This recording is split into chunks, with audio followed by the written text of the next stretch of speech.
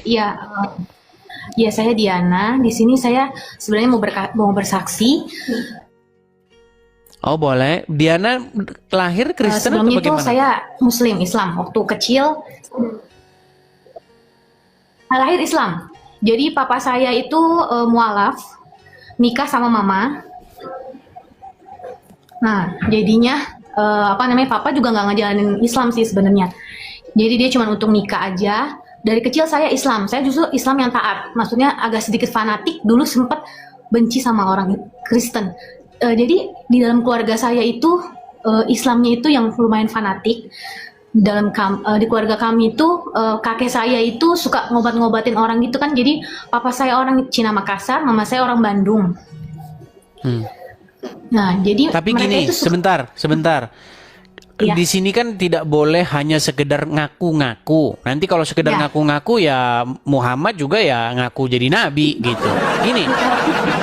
Gini, yang ingin saya uji dulu nih, dan teman-teman juga pasti sama pengen nguji. Kalau memang mantan muslimah dulu ngaji, sholat, begitu bisa baca-baca doa-doa sholat, doa-doa ngaji atau doa-doa baca Al-Quran, coba kami pengen dengar. Surat Al-Kausar aja ya. Silahkan. Auzubillahiminasyaitonirrajim. Bismillahirrahmanirrahim. Inna a'toinakal kausar fasholli lirabbika wanhar. Inna syani'aka huwal abtar. Sah, ini udah pasti muslimah. Dari ngomongnya itu udah sangat ini biasa ngaji. Ya silakan lanjut. Iya. Jadi saya itu dari kecil memang ngaji itu sampai dua kali tamat Al-Quran, tapi saya nggak tahu artinya. Jadi di keluarga saya harus ngaji, harus setiap hari itu harus ngaji. Saya di Lampung. Waktu itu saya di Tanggamus, Lampung. Jadi Waduh, tanggamus ternyata. Waduh, tetangga saya. saya lahir di Lampung. Jadi mama saya itu udah migrasi dari Bandung ke Lampung, udah punya perkebunan di sana. Saya nggak pernah merasa kalau saya itu akan Kristen gitu. Jadi dari kecil saya Islam yang taat. Malah saya benci banget sama orang Kristen. Nggak tahu kenapa dalam keluarga saya didoktrin kalau Kristen itu kafir. Jadi benci sama orang Kristen. Kayak nggak suka gitu. Padahal keluarga papa saya itu Kristen. Jadi saya juga orangnya juga sama fanatik. Jadi saya pikir, iya saya nggak suka sama orang Kristen. Tapi ternyata waktunya Tuhan, dan Tuhan itu memang punya rencana gitu kan. Jadi setelah lulus SD, saya diajak papa saya untuk ke Jakarta. Nah, saya melanjutkan sekolah, saya tinggal dengan tante saya. Tapi saya nggak mau diajak untuk ke gereja, untuk jadi Kristen. Saya nggak mau. Saya bilang saya itu orang Muslim. Saya bilang saya Muslim. Saya nggak suka sama, saya nggak suka sama orang Kristen. Saya benar-benar fanatik. Saya sekolah tetap Islam. Saya pakai kerudung pakai jilbab hari Jumat itu saya harus pakai. Udah itu nilai agama saya 9, 10, semua Yasin. Jadi saya udah hafal waktu itu kan. Pokoknya saya udah benar-benar Islam yang taat. Tapi Tuhan punya rencana, tiba-tiba ada acara SPK, saya pengikut Kristus, itu ada 3 hari acara Champion Gathering. Jadi ada satu kakak-kakak pembinanya itu terbeban untuk saya ikut. Di situ saya bilang, dia sampai biayain saya karena saya masih anak-anak, masih umur 12 tahun saat itu. Dia bilang, kamu aja yang ikut, saya biayain kamu untuk pergi. Saya bilang, aduh gak usah kak, saya bilang gitu. Tapi akhirnya saya pergi. Di saat pergi, ada acara baptisan Roh Kudus. Nah, saya kan nggak bisa berdoa, saya nggak bisa menyebut nama Yesus, itu sangat-sangat susah di mulut saya. Saat ada baptisan Roh Kudus, tiba-tiba Roh Kudus bilang, katanya kamu maju aja ke depan, ada artalkol gitu, maju ke depan didoakan. Saya maju, saat saya maju saya nangis, dan saya bilang, saya nggak bisa untuk menyebut nama Yesus. Tiba-tiba pembinanya doain, bilang gini, sebut aja nama Yesus. Akhirnya saya bilang, gak bisa. Saya bilang, saya udah nangis. Sebut aja nama Yesus. Saat saya bilang, Yesus, saat saya menyebut nama Yesus, itu hati saya damai. Saya rasa damai sejahtera itu dalam hati saya, masuk ke dalam hati saya. Saya bilang, Tuhan, setelah doa itu selesai, saya itu Muslim Tuhan. Gimana saya untuk kasih tahu ke dunia, maksudnya kasih tahu ke orang-orang kalau saya itu Kristen. Saya nggak mau punya dua agama. Saya bilang, saya mau kalau misalnya Tuhan memang Engkau adalah, saya sampai tantangin Tuhan. Saya bilang, kalau Engkau adalah Tuhan, Tuhan tahu nyatakan Tuhan. Tuhan kasih saya kemampuan untuk bilang sama guru-guru saya, sama semua orang di dimanapun saya berada. Saya bilang kalau saya itu Kristen. Saya sudah menerima Tuhan sebagai Tuhan dan Juru Selamat saya. Itu di umur 12 tahun itu. Akhirnya benar, saya waktu hari Jumat kan harusnya pakai jilbab. Saya bilang ke guru BP, Pak maaf ya Pak, hari ini saya mau ganti di rapot saya Kristen. Semua guru panggil saya, ada 10 guru, dan salah satu gurunya guru PKN, dia bilang, saya udah baca 5 kitab, dia bilang gitu. Dan gak ada yang benar, semuanya Al-Quran paling benar, dia bilang gitu. Pokoknya dia gini. Dia tanya, kamu tahu gak Allah Tritunggal itu apa? Dan itu, saya itu dengan polosnya saya jawab, itu hikmat dari Tuhan. Saya bilang, kenapa kamu Bapak pindah ke Itu umur Kristen?" 12 tahun. Iya, 12 tahun. Waduh. Terus akhirnya saya jelasin, Pak, saya memang belum lama jadi Kristen, tapi saya ngerti, nggak tahu Tuhan kasih tahu saya saat semut itu terjepit, saya bilang gitu. Dia kalau saya manusia, saya mau tolong semut itu nanti dia mati saat saya cabut kan, saya bilang gitu. Tapi untuk saya bisa nolong semut itu, saya harus jadi semut. Nah seperti itu pun Tuhan itu dia Tuhan Allah, tapi dia harus jadi seperti manusia supaya dia bisa menebus dosa-dosa manusia, dan dia tolong manusia itu, saya bilang gitu kan. Terus akhirnya, wah kamu sudah lama jadi Kristen ya, dia bilang gitu. Kamu akhirnya nilai agama saya jadi 7. Udah gitu saya dibenci satu sekolah, tapi setiap hari Kamis itu ada pelajaran agama, kita Sebentar. angkat perjamuan, Tapi kita itu sekolah negeri atau sekolah Islam? sekolah swasta tapi Islam. Oh, oke. Iya, jadi guru-guru semuanya pada nggak suka sama saya, tapi yang agama Kristen kita semuanya kayak disingkirkan gitu, nggak ada pelajarannya, udah gitu kita nggak dianggap. Tapi saat ada pelajaran agama Islam yang harus mereka kumpul, kita bikin grup gitu, saya untuk angkat perjamuan, kita sama-sama berdoa. Kita bilang walaupun kita bukan mayoritas di sekolah. Sejak saat itu saya memberitahukan iman saya, Tuhan, saya walaupun orang tua saya, mama saya sendiri sampai saat ini, kemarin itu mama saya itu sangat benci sama saya. Dia bilang katanya di keluarga kita nggak ada katanya yang Kristen, dia bilang gitu kan. Kamu jangan, pokoknya dia selalu menghujat, kayak dia bilang katanya kamu nggak usah jadi anak mama lagi, kamu tuh katanya bikin malu begini. Saat saya baca Alkitab saya dikata-katain apa tuh Yesus gini. Tapi kemarin Bang Edis, puji Tuhan, Tuhan suruh saya untuk puasa 30 hari. Saat saya puasa, mama saya sakit. Tiba-tiba dia telepon saya, mama lagi sakit, tiba-tiba ada bengkak begini. Terus akhirnya bisa nggak saya video call mah gitu kan. Waktu video call saya bilang, mama boleh nggak ayah doain tapi dalam nama Tuhan Yesus. Terus akhirnya dia kaget, matanya udah melalak, terus kaget, hah emang boleh ya doa kayak gitu? Tapi kan kita beda, nggak apa-apa, tapi mama harus percaya ya, mama sembuh. Mama taruh tangannya di tempat yang sakit, ayo kita berdoa. Akhirnya mama oh yaudah deh nggak apa-apa. Akhirnya kita berdoa sama-sama, dan puji Tuhan saat berdoa saya merasa damai. Tuhan, aku tahu Tuhan, seluruh keluargaku akan diselamatkan. Satu orang bertobat, seluruh rumah akan diselamatkan, janji firman Tuhan. Dan aku percaya walaupun memang saat ini keluarga dari mama saya belum diselamatkan, tapi saya percaya suatu saat kita semua akan percaya Tuhan. Dan saat didoakan itu mama saya sudah amin, mama saya ikutin tapi ngeliatin buka mata. Dia bilang, setelah itu dia telepon lagi. Setelah itu dia bilang, oh mama udah sembuh, udah enakan, bener kamu ya gini, jangan lupa berdoa terus buat mama ya. Dia bilang gitu. Ya saya percaya mungkin ya banyak dari antara kalian itu punya pengalaman pribadi sama Tuhan yang berbeda-beda, dari latar belakang yang berbeda, mungkin fanatik atau gimana. Tapi saya percaya hanya di dalam Tuhan Yesus kita punya kasih gitu. Di luar Tuhan itu, bahkan saya bukannya mau menjelekkan agama Islam, tidak. Memang punya pengalaman pribadi sama Tuhan itu sesuatu yang sangat berharga gitu. Jadi memang Tuhan itu beberapa kali kayak menunjukkan, karena dia Tuhan adalah jalan kebenaran dan hidup. Walaupun orang Islam selalu berdoa untuk ihdina shiratal mustaqim, tunjukkan kami, selalu bersujud untuk cari itu. Saya percaya kalau misalnya orang itu memang benar-benar cari Tuhan, dia akan dijumpai Tuhan secara pribadi, entah itu mungkin dalam mimpi, entah itu pengalaman pribadi seperti saya. Jadi memang banyak setelah saya jadi Kristen, ada beberapa orang juga kayak nggak percaya, kayak apalagi kalau saya ke Lampung tuh, mereka orang Lampung kan orangnya kan memang keras-keras kan, maksudnya juga mereka mungkin akan pandang saya sebelah mata atau bagaimana. Saya sih nggak peduli ya, karena saya pikir keselamatan itu pribadi dan masing-masing orang gitu. Saat kita percaya Tuhan, kita nggak boleh pelan gitu punya dua agama. Oh ya, saya Islam juga, saya Kristen juga. Jadi saya untuk teman-teman, pesan untuk teman-teman dimanapun kalian berada gitu, yakin dengan iman kalian, karena pilihan kalian itu sudah tepat. Karena Tuhan Yesus itu nggak pernah iseng gitu pilih seseorang untuk percaya sama Tuhan, itu nggak iseng gitu. Karena ada sesuatu jangkau jiwa lagi, karena kan di luar Tuhan kita nggak selamat gitu. Karena memang di dalam Tuhan Yesus itulah jalan kebenaran hidup. Dan yang bikin satu lagi Bang Edis, yang bikin saya juga yakin, makin yakin kalau misalnya Tuhan itu bukan agama yang untuk kita jadi bisa ke surga gitu. Karena memang Tuhan sendiri yang nyatain diri untuk kita ke sana. Jadi salah satu guru saya bilang begini, kamu yakin kamu Kristen? Saya bilang, iya saya yakin Pak.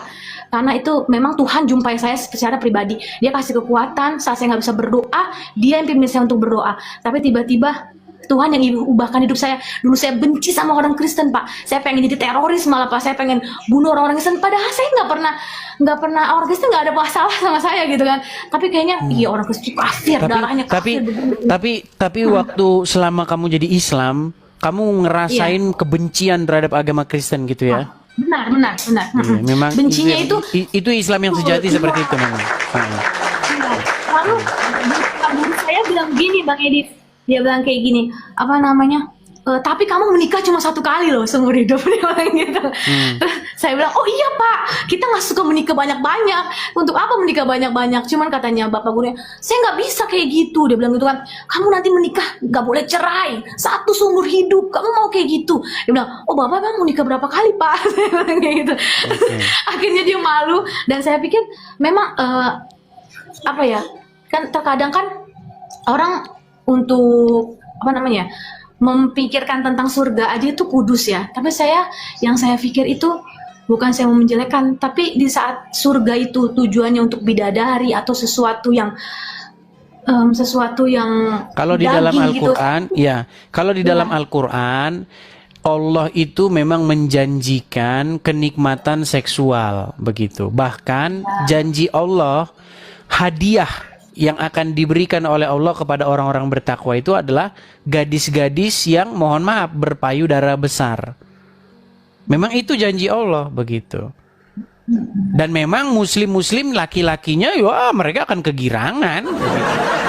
Cuman yang sampai sekarang saya masih bertanya-tanya, terus kalau wanita dikasih wanita berpayudara besar, ini buat apa gitu?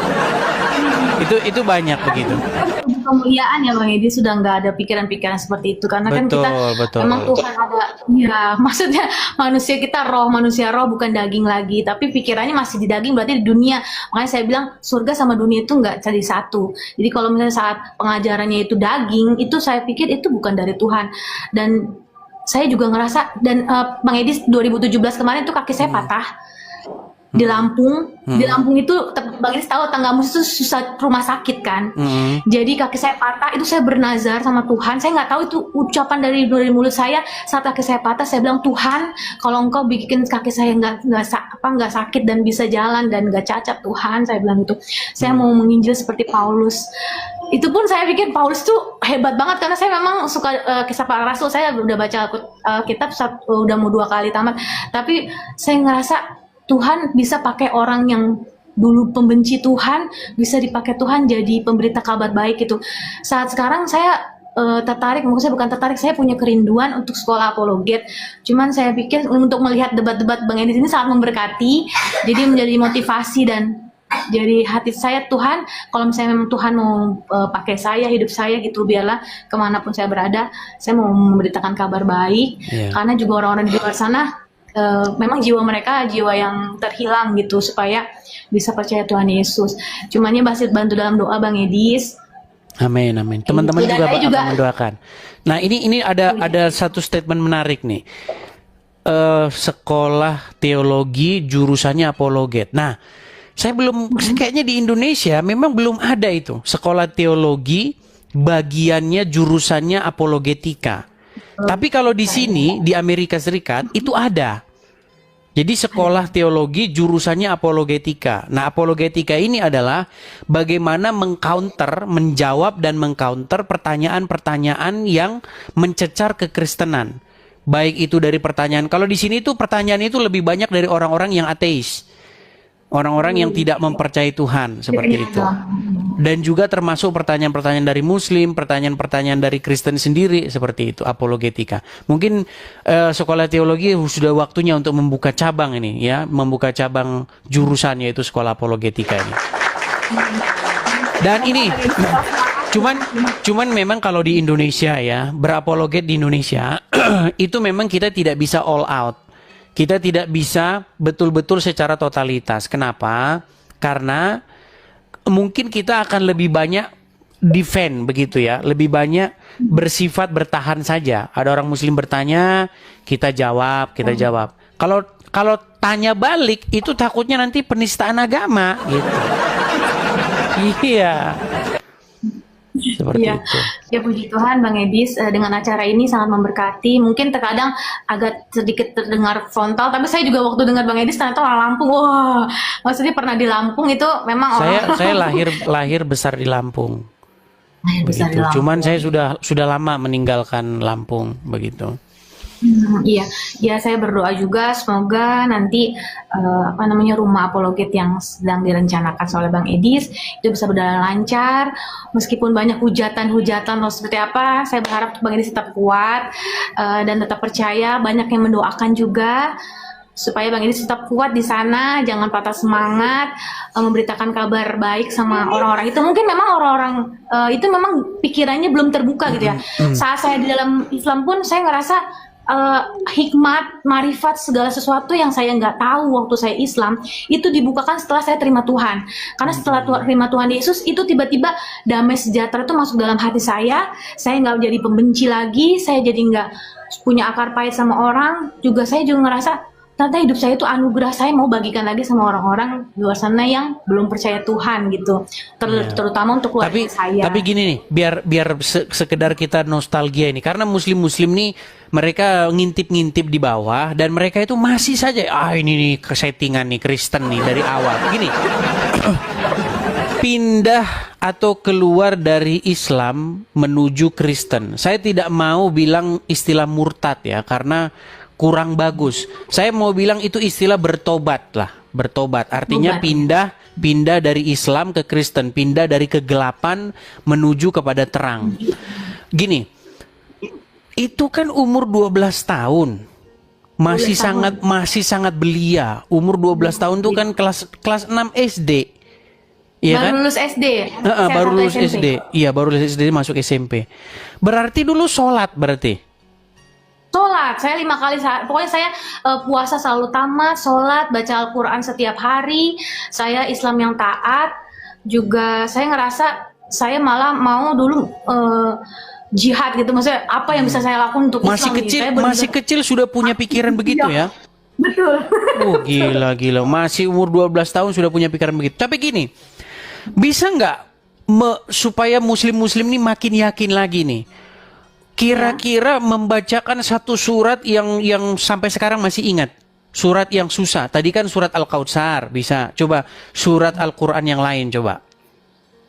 Kalau misalnya, iya begitu, kalau misalnya untuk surat Al-Quran kan memang saya udah lama juga ya, udah berapa belas tahun gitu ya. Cuman kalau misalnya kayak selain Al-Kautsar, selain Al-Kautsar apa lagi? Kayak misalnya Al-Fatihah. Coba Al-Fatihah coba. Begitu. Auzubillahiminasyaitonirrajim. Bismillahirrahmanirrahim. Alhamdulillahirabbil alamin arrahmanirrahim maliki yaumiddin. Iyyaka na'budu wa iyyaka nasta'in. Ihdinas shiratal mustaqim. Shiratal ladzina an'amta 'alaihim wal Ghairil bi 'alaihim waladdallin amin. Nah itu masih terngiang-niang karena itu kan kalau kebiasaan lama itu biasanya masih ingat-ingat walaupun sudah nggak percaya itu begitu. Kalau bacaan doa sholat waktu itu ngomong gimana? Ketika sholat itu bacaannya gimana? Niat sholat atau apa gitu? Masih ingat? Kalau misalnya sholat usoli sunatan, kalau misalnya tarawih kayaknya usoli sunatan udah agak lupa sih sudah sebenarnya, lupa karena ya memang karena sudah lama lama ya sudah lama iya nggak apa-apa lah artinya masih ada bekas-bekasnya lah seperti ya, ada sparkling langsung oh iya panjang. kalau ada iya baik kalau ada pemicunya begitu. Qur'anil hakim innaka minal mursalin. Tanzilal Azizir Rahim. Pokoknya dulu ada nadanya gitu kan kalau misalnya baca Ya. Al-Qur'an itu juga harus segala sesuatunya harus dari Ya, masih ada lah, Auzubillahi masih ada bekas-bekas ya muslimnya yang masih tertinggal seperti itu. Ya, jadi kalau muslim-muslim di bawah kalian masih mengatakan, "Oh, lah dasar oten jamar begini." Ya. Itu derita kalian ya, itu derita kalian. Yang jelas tiap hari ya selalu ada saja ya kesaksian dari orang-orang Islam yang telah meninggalkan agama Islam, yang telah meninggalkan kegelapan menuju terang. Ya, yang muslim-muslim saya cuma mau bilang sama kalian, kapan kalian ikutan? Wah, seperti itu. Oke lah, Iya. Diana, mungkin ada pesan terakhir yang mau disampaikan supaya kita berikan kesempatan kepada yang lain. Oke, di sini saya mau memberikan kesaksian ini bagi kalian bukan untuk menjatuhkan agama Islam atau menjelekkan agama Islam, tapi kalian harus lihat hidup saya itu menjadi salah satu contoh di saat kalian mencari kebenaran itu. Dan saya mau kasih tahu kalian, Tuhan Yesus itu Tuhan yang hidup. Dia itu bukan cuman walaupun kalian bilang tapi dia manusia, tapi dia itu kenapa harus disalib, kenapa mereka itu Tuhan itu lemah seakan-akan gitu. Itu nggak benar, karena memang dengan penyaliban itu kita semua yang manusia yang berdosa ini bisa diselamatkan. Tanpa Tuhan yang disalib dan Tuhan yang bangkit itu, manusia itu nggak bisa ke surga dan manusia itu nggak bisa dapat keselamatan itu. Meskipun mencarinya dengan mencucurkan darah itu, saya pikir kebaikan manusia itu seperti kain kotor, Bang Edis. Jadi nggak bisa menyelamatkan. Dan dengan kita sholat setiap hari 5 kali, sholat tahajud, segala sesuatu, baca Al-Quran, dan saya pikir benar seperti Bang Edis bilang, jadi baca Al-Quran itu sama artinya. Tapi memang di dalam Al-Quran pun banyak surat perang gitu. Memang beberapa ratusan surat perang yang dibuat oleh Muhammad itu jadi bikin orang jadi pada kebencian gitu. Kalau misalnya untuk membenci orang Kristen gitu kan, padahal orang Kristen nggak bikin sesuatu yang salah. Tapi di sini saya percaya kita itu Kita kasih contoh-contohnya ya sedikit nih. Mungkin ngomongnya agak sedikit disensor karena posisinya Diana kan juga masih ini. Gini, nanti karena banyak muslim tuh marah biasanya lapor, sikit-sikit lapor dia mereka itu. Jadi agak sedikit pal. Gini, ada satu statement tadi yang mengatakan ada ayat-ayat perang begitu di dalam Al-Quran, dan itu banyak memicu orang-orang Islam untuk melakukan tindakan-tindakan dalam tanda kutip ya yang dicap sebagai tindakan terorisme. Kita kasih contoh ya. Ada beberapa kejadian, ini perempuan-perempuan, karena Diana seorang perempuan, saya ambil contoh perempuan-perempuan. Pernah ada kejadian seorang perempuan berjilbab itu ditangkap di gereja. Dia masuk gereja, nih ya, kita baca berita-beritanya supaya tidak dibilang hoax ya. Jadi teman-teman supaya paham, di dalam beberapa beberapa tahun belakangan ya, nih perempuan bercadar ditangkap di gereja. Nih, saya tunjukkan ya. Nih, saya balikkan kamera saya. Jadi teman-teman jangan dibilang omongannya Diana itu fitnah ya. Karena memang ayat-ayat di dalam Al-Quran itu memang banyak menimbulkan orang-orang berbuat kriminal. Nih, contoh nih. Heboh, perempuan bercadar, nih ya. Perempuan bercadar diduga bawa pisau masuk gereja Lakar Santi Surabaya. Nih, kelihatan ya? Nih, seorang perempuan berhijab dan bercadar diduga membawa pisau masuk ke gereja di kawasan Lakarsari Surabaya. Belum diketahui secara detail terkait peristiwa tersebut. Kapolsek Lakarsari dan seterusnya perempuan masuk gereja, namun ia belum dapat menjelaskan lebih lanjut. Bla bla bla. Ini satu. Kemudian perempuan membawa pistol itu masuk ke nih ya. Perempuan masuk Mabes Polri. Mabes, nih saya baca ya. Polri ditembak mati ya, ditembak mati. Nih. Perhatikan nih. Nih ya, lihat nih. Kelihatan ya? Iya, iya kelihatan Nih. medis. Penembakan Mabes Polri, terduga teroris berideologi ICICICIS ya. Kita harus sensor-sensor ya. Polisi ungkap identitas perempuan 25 tahun. Nih, namanya siapa? Zaskia nih. Ini ya, inisialnya ZA. Nih, Zaskia.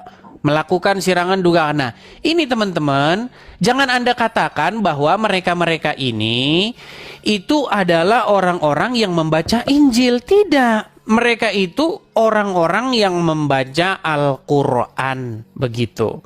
Dan contohnya bukan 1, 2, 3. Kemarin yang di Surabaya, yang di gereja Katedral Surabaya. Itu bahkan istrinya, suaminya, dan anak-anaknya naik motor ke gereja, terus kemudian meletupkan bom di sana. Seperti itu. Dan Diana tadi sudah cerita, ketika kamu masih kecil, kamu punya giroh semacam itu kan? Punya niatan semacam itu kan? Nah, jadi bukan omong kosong teman-teman. Bahkan Permadi Arya itu pernah bilang, kalau ditanya apakah teroris itu beragama, iya kata Permadi, dan agamanya adalah Islam. Permadi Arya ya, yang ngomong Permadi Arya bukan saya. Seperti itu. Jadi teman-teman Muslim, jangan kalian itu mengatakan bahwa apa yang diucapkan oleh banyak orang tentang agama Islam itu hanya sekedar angin lalu begitu. Enggak, memang itu berangkat dari sebuah kejadian, serangkaian peristiwa panjang yang membentuk satu kesimpulan seperti itu. Jadi selamat kepada Diana. Dulunya pengen menjadi pembunuh orang, dulunya pengen menjadi iya, sekarang malah ingin menyelamatkan orang seperti itu.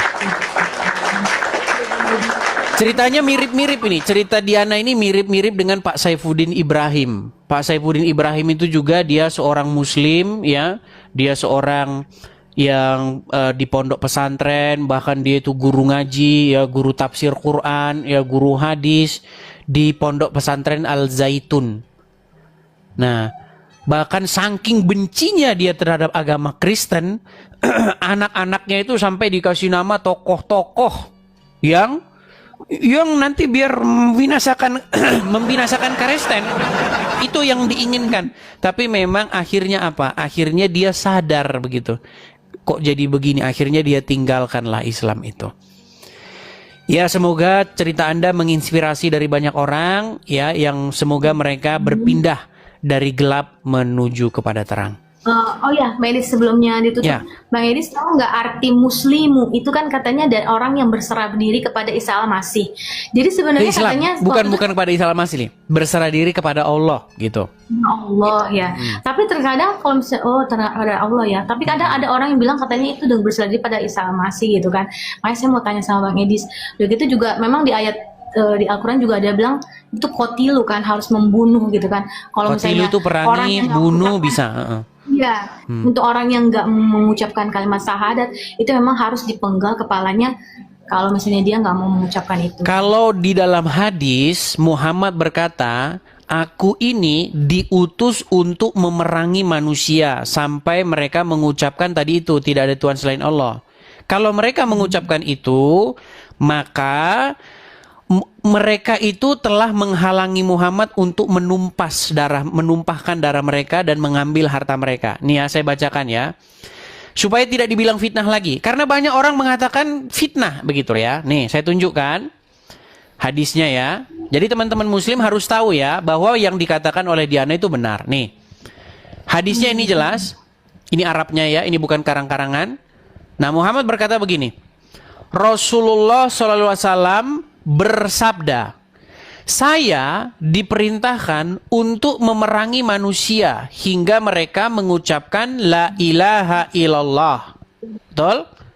Apabila mereka mengucapkannya, maka mereka telah menghalangi Muhammad untuk menumpahkan darah dan merampas harta mereka.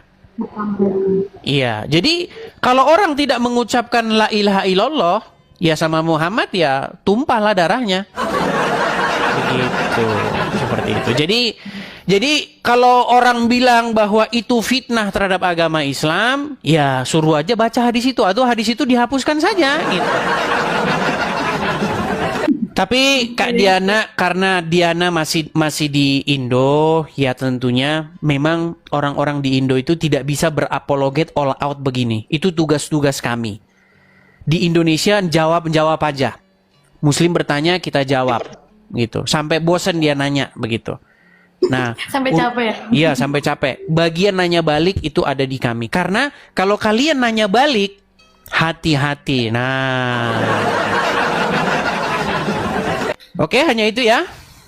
Ya, sudah jelas. Terima Oke. kasih banyak ya. Terima kasih Diana. Selamat malam. Tuhan Yesus memberkati ya. Shalom, shalom, shalom. Terima kasih. Ya, begitu ya teman-teman ya. Jadi hampir tiap hari kita dengar cerita-cerita. Itu yang berani berbicara loh, yang berani speak up. Sementara yang menahan diri, yang mereka sudah bertobat meninggalkan ajaran sesat menuju kepada ajaran yang benar, itu banyak sekali dan mereka tidak berani bersuara. Gitu ya teman-teman ya.